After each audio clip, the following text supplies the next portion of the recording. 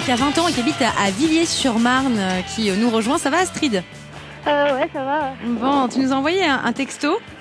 Ouais, en fait, j'ai fait une IVG par voie médicamenteuse, on dit, il y a le 15 mai. Et j'ai demandé à la secrétaire si je peux avoir un rendez-vous, parce qu'on est censé prendre un rendez-vous après une semaine après pour vérifier qu'il n'y a plus rien. Oui. Et elle me propose un rendez-vous le 13 juin. Très sympathique. C'est peut-être parce que c'est dans un planning et ils n'ont pas le temps, ils ont trop de monde. En fait, j'ai eu la secrétaire qui m'a dit moi je peux rien faire, je peux pas vous proposer avant le 13 juin, donc je vous passe la secrétaire. C'est la secrétaire principale, quoi. Enfin, celle qui pourrait m'arranger un rendez-vous. Oui. Et elle me l'a passé, et l'autre, elle m'a dit qu'elle pouvait rien faire, que c'était de ma faute, qu'il fallait que je me prenne avant. C'est super sympa, la fille vient d'avorter, elle se prend dans les dents que c'est de sa faute et tout, c'est génial. Astrid, c'est dans un planning familial, c'est chez un gynéco? Non, c'est dans un hôpital privé en fait. Dans un hôpital privé, d'accord. En fait, Catherine, comment ça marche? Une fois qu'on a pris, donc, parce que pour l'IVG, il faut l'expliquer, il y a deux façons. Soit il y a la façon entre guillemets mécanique, c'est-à-dire qu'avec, voilà, on aspire en fait l'espèce de petit bout de machin là qui est pas du tout un bébé d'ailleurs. Soit on l'aspire, ça c'est la méthode mécanique, ou alors on te donne une pilule et normalement tu l'éjectes. Oui, il est expulsé parce que l'utérus se contracte. Voilà. Et donc on doit vérifie vérifier qu'il reste rien dans l'utérus à ce moment-là. Voilà. Ce qui est quand même logique de vérifier. Comment on fait pour vérifier quand on a ce fameux rendez-vous dont parle Astrid? On fait une échographie. Bon. Et donc moi ce que je pense c'est qu'à ce moment-là il faudrait que tu leur dises où est-ce que je peux faire une échographie beaucoup plus rapidement. Sinon elle leur parle même pas. Elle fait échographie sur lespagesjaunes.fr. Oui, c'est ça. Et elle prend un rendez-vous. Ou à ton médecin traitant tu lui dis au planning. Oui. Mais le médecin traitant il peut faire une échographie. Non, mais il peut te dire. Rendez-vous pour.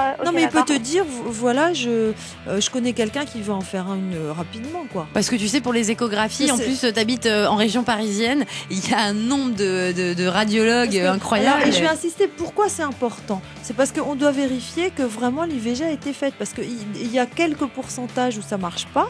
Moi il y a que 80% de réussite vu que c'est un peu tard.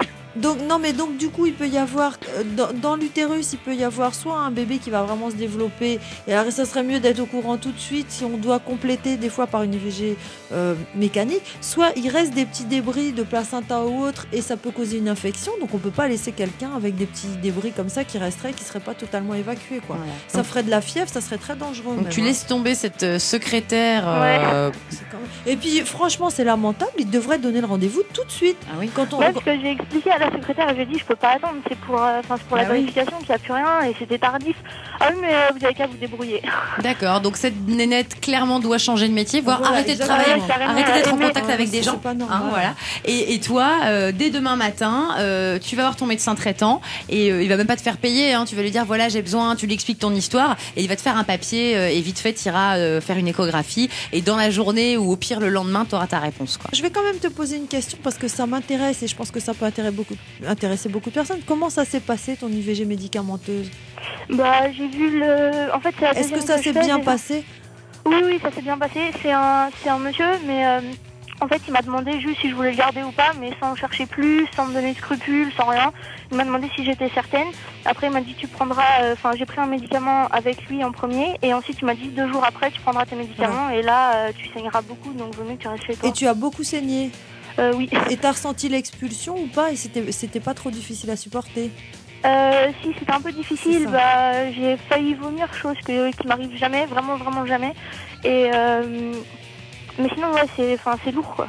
Ouais. Courage à Astrid et voilà. Puis il y a toutes celles d'ailleurs qui ont vécu ça ou qui sont en train de le vivre et qui sont pas forcément entourées que par des gens très sympathiques.